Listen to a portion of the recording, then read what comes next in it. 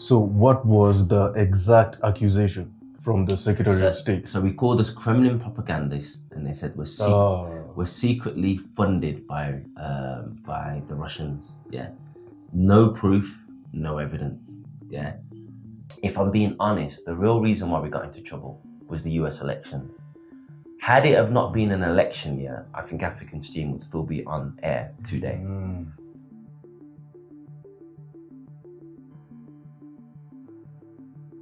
Peace and blessings, everybody. I am your brother Orina, all the way from the motherland, from Kenya, Nairobi. And welcome to Sell Africa to Africans. Today, I think this is my biggest guest, founder of African Stream, the largest Pan-African media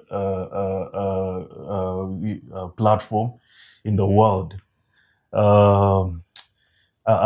I am, this is one of those things that I'm like, this is a guest that I've always wanted to have because of the story, because of the challenges, the journey. He's going to tell everything.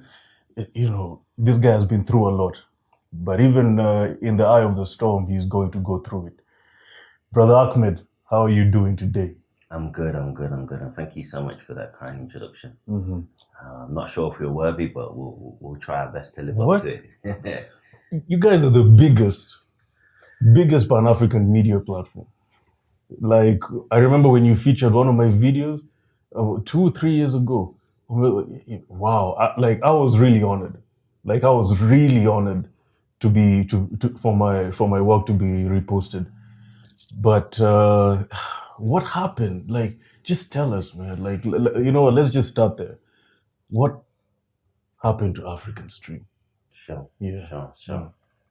So, you say we're the biggest, and I appreciate that, but it was a long journey. Because I remember the first 6-10, maybe even definitely the first 6-10 months, we're producing high quality content. No one's picking it up. To the point where I'm in my family WhatsApp groups. Mama, Baba, like this, put this in the Sudanese WhatsApp groups. Yeah, you know those struggles. But we knew we didn't get dissuaded because people were taking our content and they would post it and it would go viral. Yeah. So we knew the content was good, but it was just like, why? And we just kept going. We didn't do any promo. We didn't do any like big advertisements. You never saw us on any billboards or anything like that, TV advert. We just believed in the content. And then a few Africans from the US, celebrities, hip-hop stars, basketball players, somehow, I don't know how, they found our content. The first was Yassine Bey, who used to be known as Mos Def. Yes. Yeah, who's one of my favorite rappers. Me too. Yeah. And he was sharing our content. And then he started following our page. And I sent him a message saying, thanks for the follow. And he responded to me with something that, like, to this day was one of the highlights. He says, I absolutely love your page. I send it to everybody I know, and I tell everybody I know, you need to follow this page. So I think he had a part because he's amongst hip-hop purists like myself and you, I assume. He's well known, but around the world, maybe not so well known, but he's what you call your favorite rapper's favorite rapper. Can rest him. Exactly. Yeah. So he has a lot of influence. So when he said he sent it to everybody he knows, I think he had a role because all of a sudden, it was in maybe around the 12-month mark, we just started flying. African Stream just started flying. I remember there was a point we were on like 3,000 followers for a long time. Then after 6 months, it jumped to 10. And then around the 10-month mark, we were gaining 10,000 followers every month. Wow. So it went from, maybe it was on 50, went to 60, 70, 80, 100. And then it just started to fly. Check it's on 150. Check it's on 200. This is on Instagram. And we're flying. I remember we got to 500,000. And I was like, this is a big big moment, 500,000 followers on Instagram. So I bought a cake here in Kenya. And we wrote, congratulations to the team, 500,000 followers. By the time we had the celebration, we had to change the 5 to a 6. We were on 600,000 followers. So it was flying. And it's interesting because at the time when we were doing bad, you know how it is. You have the naysayers. Africa is past all this colonialism. Africans past. That's black people. Yeah. No, just people that are like your pages, your friends, associates. People that I guess it's people associated to myself and associated to the team. Like your page is good, but Africans were forward-thinking people. We don't want to hear about all that negativity. That. So you do doubt yourself a little bit. Like, am I right in continuing on this path? And then I'm like, but there's a million pages where they post Africans dancing. Yeah. Yeah. There's a million pages where they talk about how many Grammys Burna Boy won. Yeah. There's a million pages that talk about African corruption. Yeah. Yeah. How many pages connect the dots? So I was like, I don't care if I don't get many followers. We don't get many followers. This is what I'm on the earth to do. Because I grew up in a British education system where they taught me as a young child going through that education system that Africans are in these conditions because of themselves. Yeah. They don't know how to manage their resources. There's corruption. And they've got some sort of predisposition to be violent.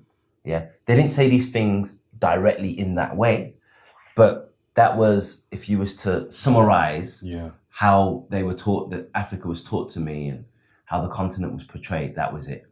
Yeah.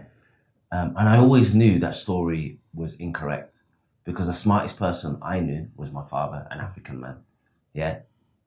When I go to African functions, the elders had more knowledge than any head teacher or school teacher that I met in the UK. Yeah. So I knew this was BS.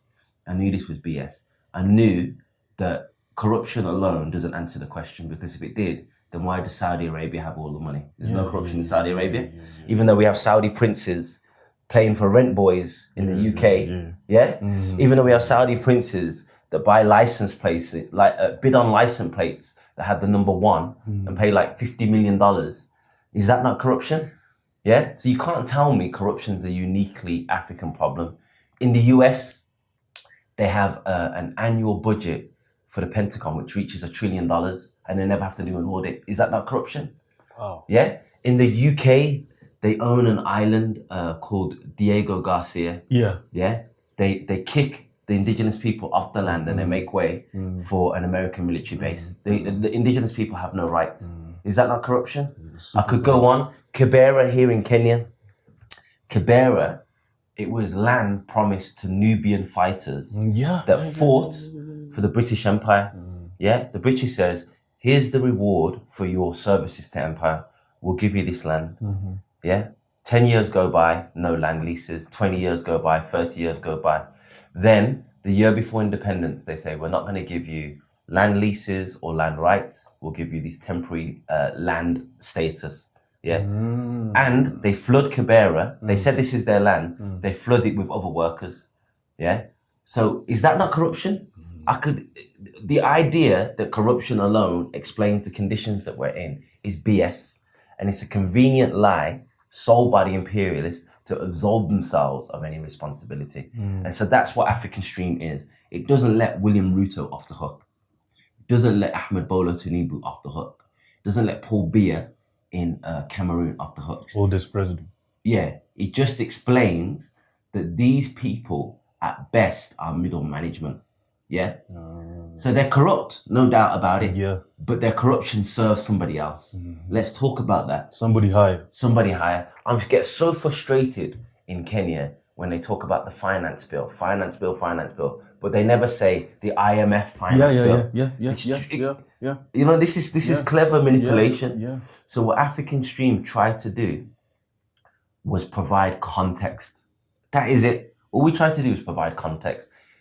We shared a document on our page, which was an IMF document to Ruto's administration, which says if you push through with this IMF finance bill, it's going to cause stress to your population, and you'll likely have protests.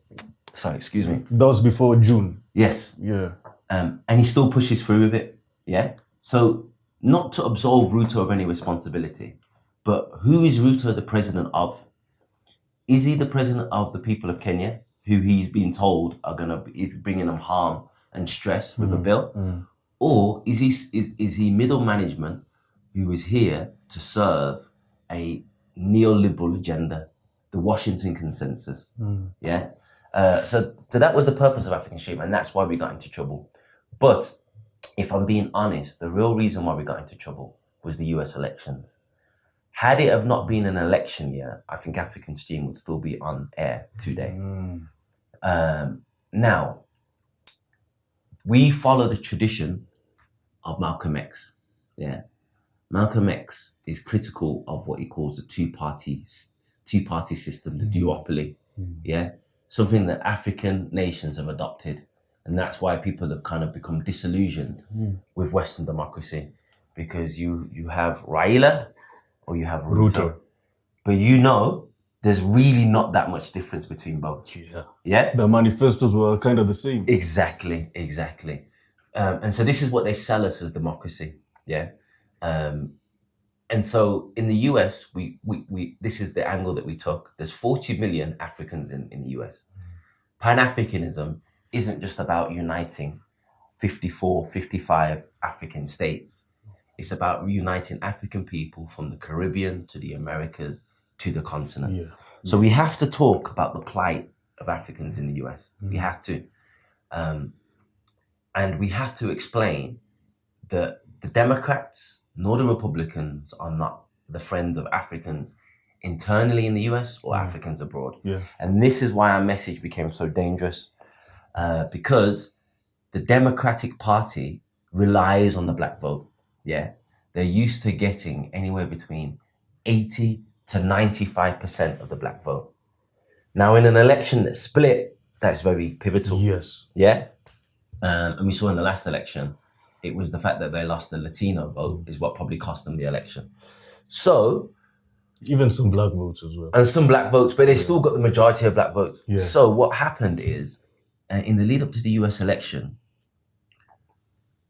we were obviously criticizing both. And statistically, we criticized Trump more. Yeah, that someone did an article on us and they said, this is how many times they criticized Trump. This is how many times they criticized Biden. How many times they criticized Harris. So we criticized Biden and Harris collectively less than we criticized Trump. But from their perspective, the imperialist perspective, the Democratic Party perspective, people that follow African Stream don't vote Trump anyway. So we're not damaging Trump's campaign, but we're damaging Harris's campaign. Exactly.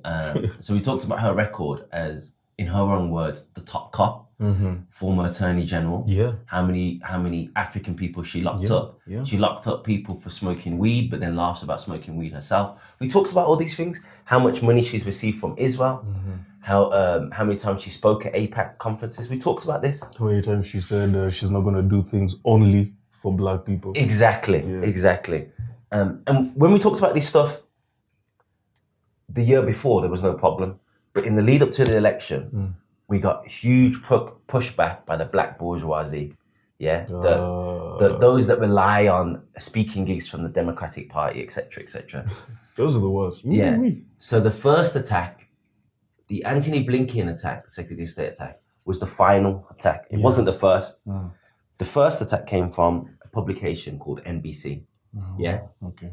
NBC is a liberal. I don't say left because I distinguish between liberal and left. I'm left. I'm not liberal.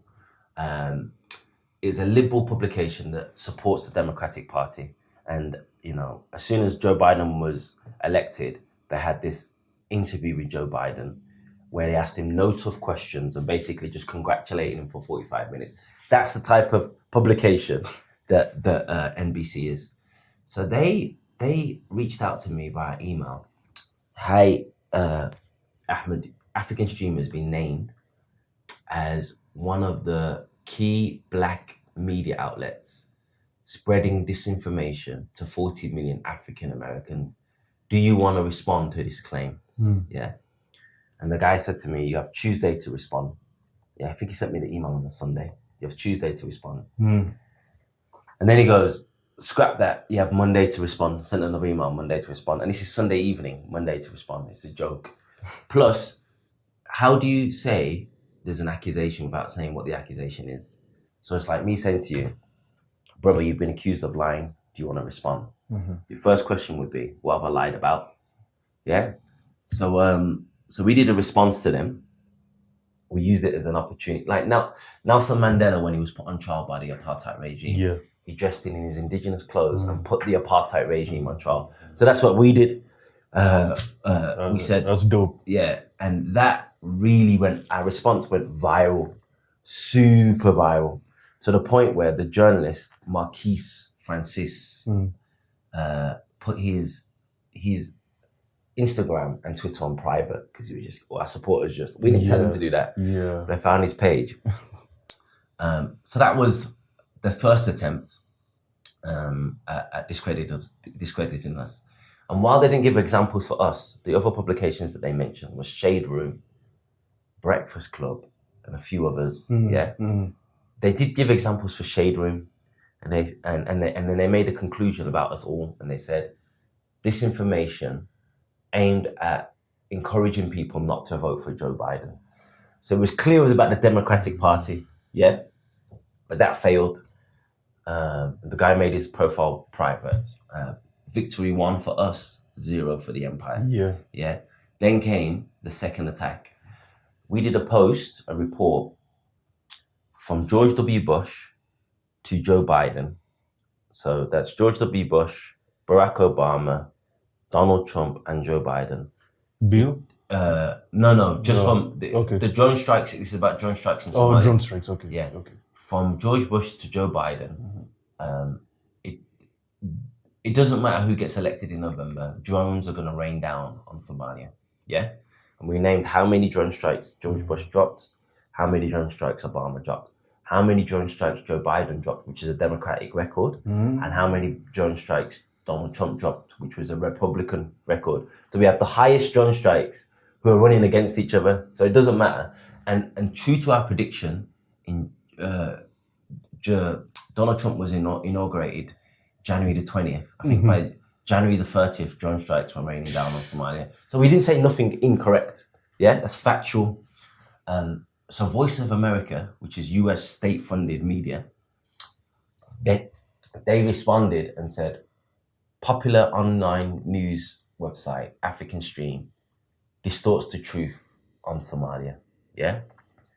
And they absurdly claimed that Somalian drone strikes, which are in the thousands, by the way, have only killed 3 to 5 civilians. They couldn't even decide on their lie. Was it 3 or 5? They said 3 to 5 civilians, which is categorically false. Yeah?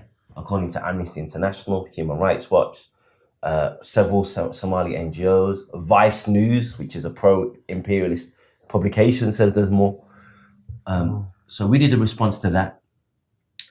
And in our response, we destroyed them. But what was interesting about this response, because of what happened to Marquise the first time around, the Kenyan journalist, I don't know if I should say her name, we've given her enough heat. She initially put her name on an article and then changed her name to an A-list. Yeah. Oh. But we took a screenshot before she changed. Yeah. Which obviously showed that they couldn't even find journalists to smear us that were willing to stand by their smear. Yeah. They were too scared of us, of the audience, of everything else. So we responded. And then after we responded, they did a video and an article about us. In the video on YouTube, you can find it. I'll show you after the recording.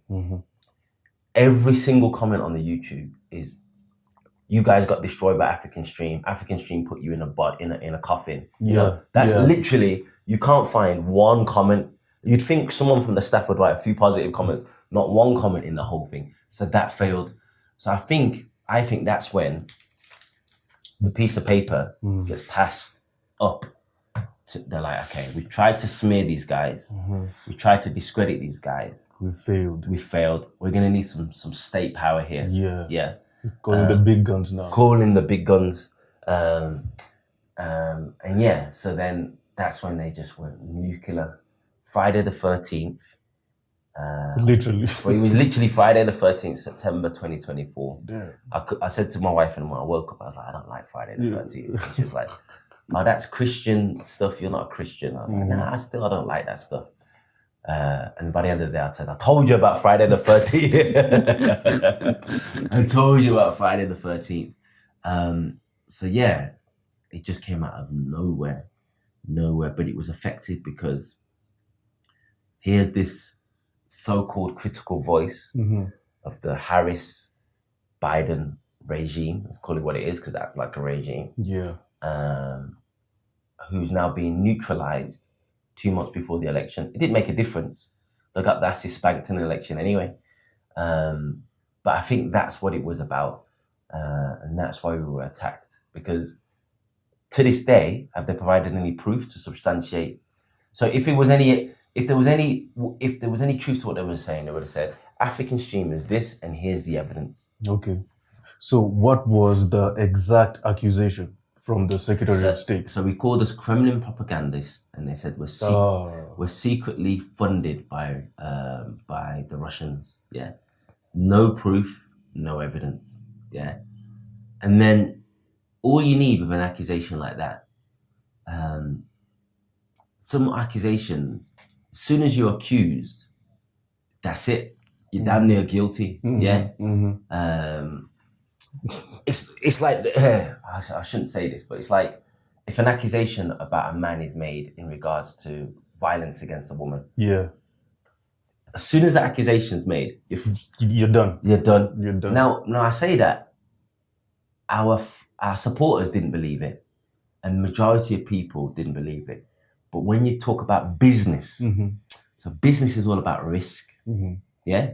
So business is thinking, okay, it's probably not true, but why am I going to risk it? Yeah. There's other entities with big followings that have no accusations.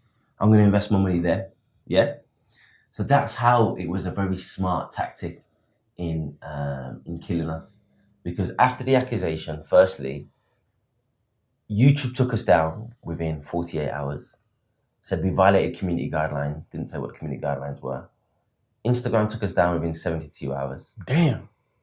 TikTok, which is surprising because it's allegedly run by the Chinese, took us down. That's weird. Yeah.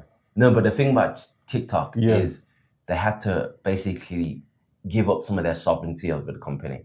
So for them to stay operating in the US, they had to be regulated outside of China.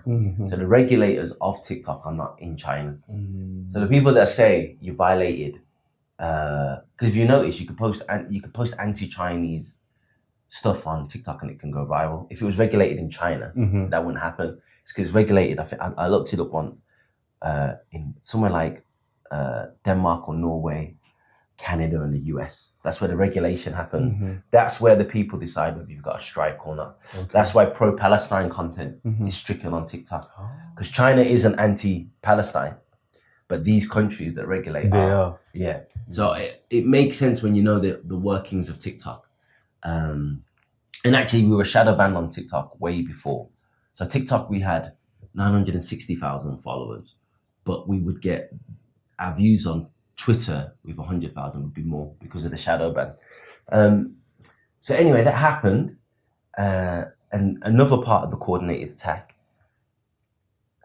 a publication called Stanford Observatory published an article, I think on the Sunday. We got attacked on a Friday, published an article on the Sunday, smearing us. Yeah. A really detailed article where they mention everybody. Myself, I used to work for Press TV. One of our cameramen used to work for CTGN. One of our other journalists used to work for TRT. But as you know, this is normal. You know, the people have histories working for. Yeah. So they smeared us. And in this publication is where they said how many times we criticized Trump, how many times we criticized. They smeared us, but they included numbers from our YouTube page from before the attack by Anthony Blinken. So this suggests to us this is a coordinated state attack. Because why are you taking a screenshot of numbers before Anthony Blinken attacked us? Surely, if you're writing this article, because the premise of the article was what Anthony Blinken said. Yeah, there was no evidence in the article at all. So if you're writing an article in reaction to what Anthony Blinken said, how do you write such a detailed article, number one, and how do you include numbers from before Anthony Blinken said what he said? It means that they were collusion. Exactly. So suggest it was a coordinated attack. And yeah, from there, we weren't preparing for anything like this. So all of a sudden you're swimming in the ocean, trying to figure out how to get out the ocean. Did you panic? Did you of course I panicked. Yeah. For the next like 4 or 5 days, I was like a zombie. Because imagine this guy that you've just seen on television is now talking about you, lying about you, but also he's doing it on the biggest stage of the White House press conference. He mentioned and he mentioned the website. He said, that's the thing that threw me. He goes, I remember writing that. I said, giving a voice to Africans, both home and abroad. I remember writing that in my small flat in London. And then he's there going, he reads out that bit and he goes, giving a voice to, the website says, giving a voice to both Africans at home and abroad. In reality, it only gives a voice to Kremlin propagandists. And I just felt like I was in a dream. You know what I'm saying? Yeah. I was like, what the hell is going on? And I was like, what's next? And have you ever seen that film, Enemy of the State with Will Smith?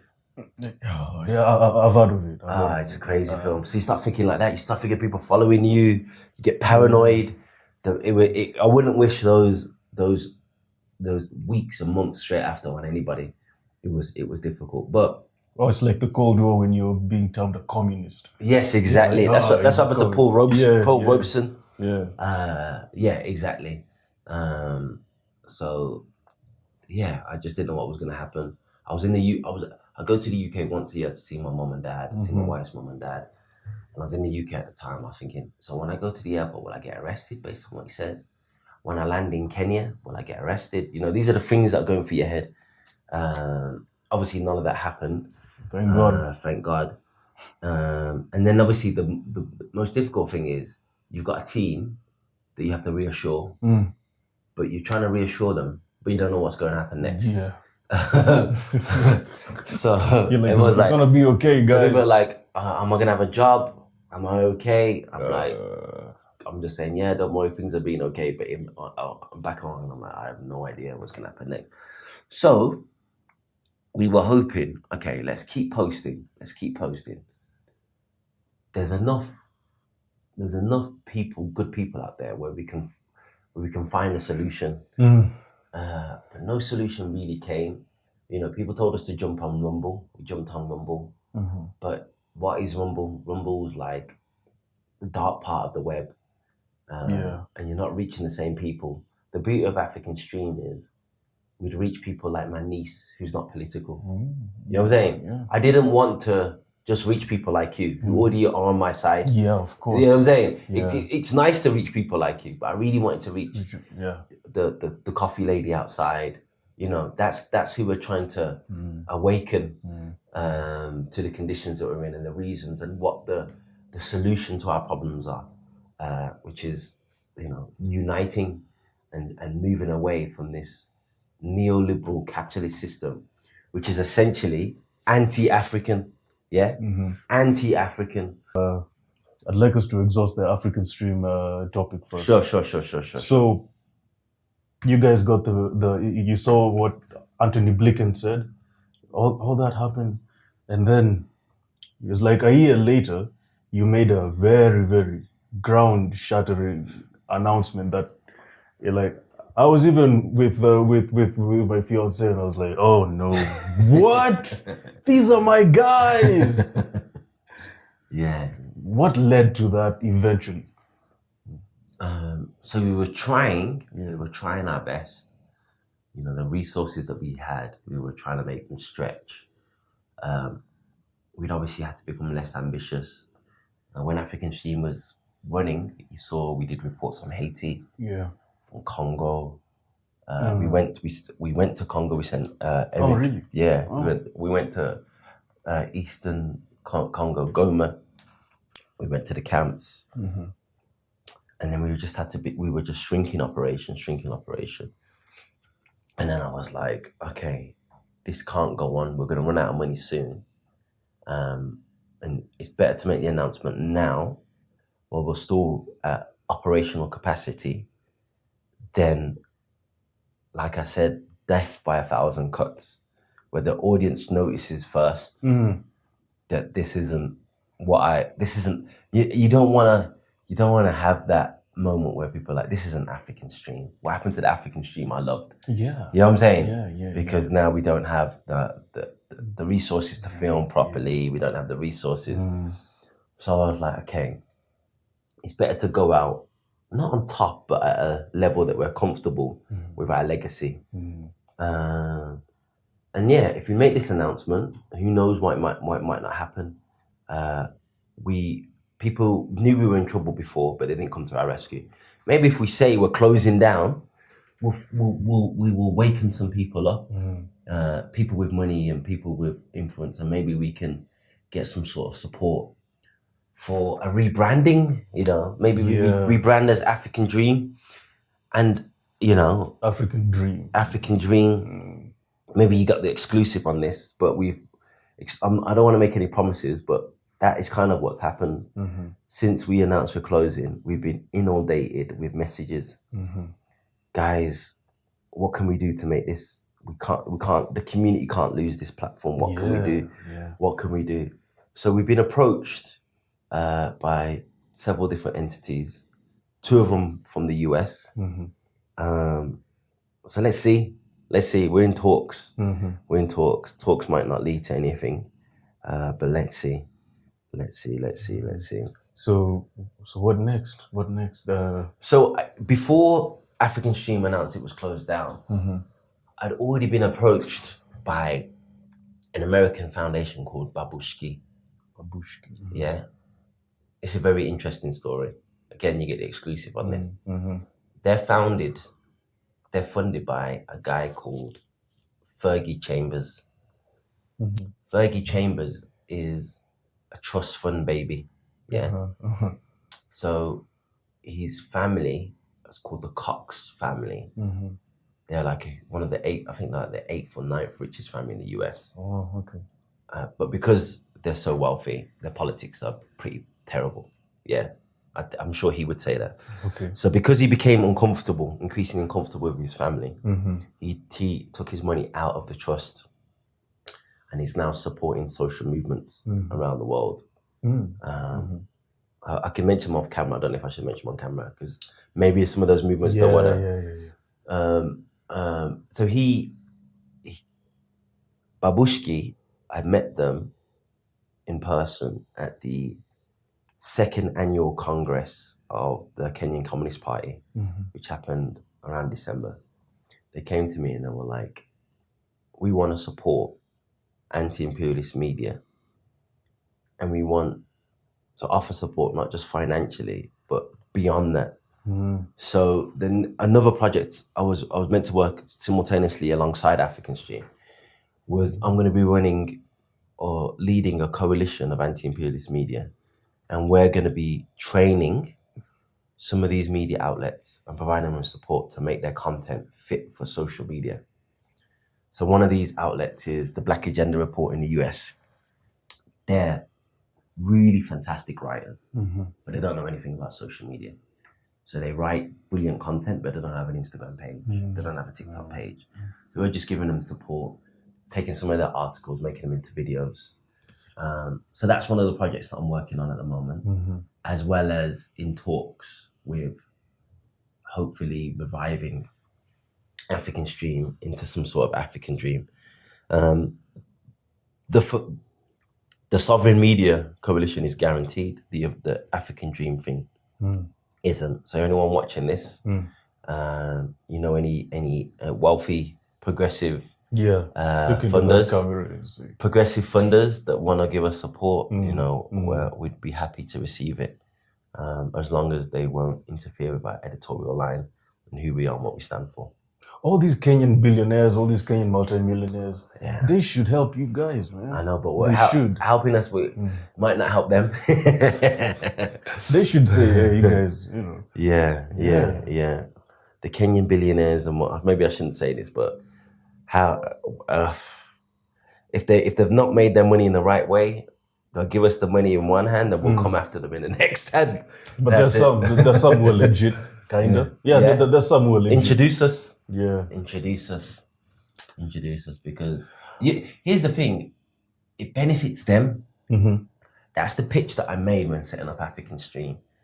It benefits you, even as a wealthy African, to see Africa thrive and rise. Yeah?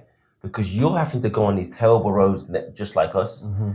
You're the one that has to, when you're sick, get on a flight and go to these South hospitals. Africa, Hospitals in South Africa, hospitals India. in Europe.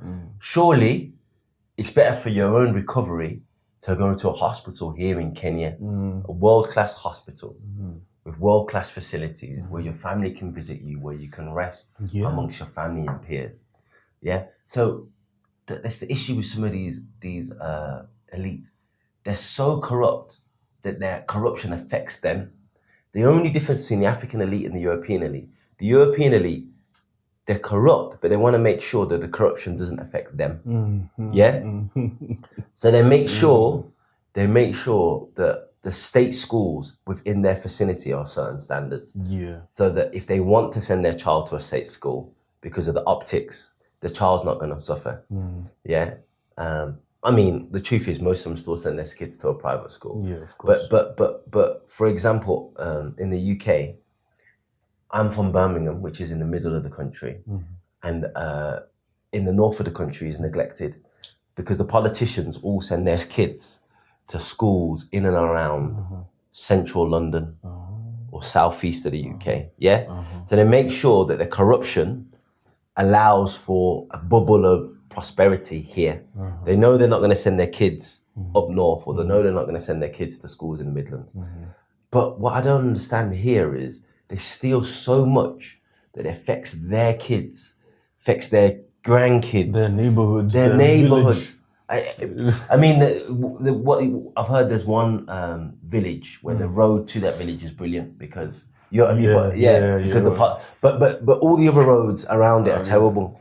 But even there's some who, even the roads around their neighborhoods and village is still shit. Yeah. So, I mean... It's crazy. Yeah. I remember when former President Kibaki died. When now the burial and everything was happening in his village.